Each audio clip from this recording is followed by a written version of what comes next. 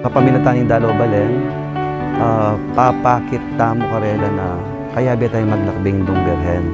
Agyang manta kasakit, agyang masusubok tamo, agyang dingaluwa madidepress na la, milalako gana, ating magkasakit, ating milako obra. Pero kapamilataning pa magdalaw ng Birhen, bala mo,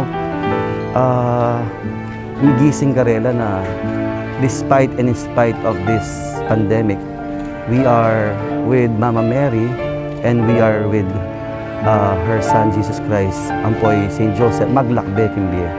We can uplift people through the church at panandamanda na ela magdilidili, kayan tabe tala, at tingapong Ginoo, king pamaglakbe, kaniting kasakitan.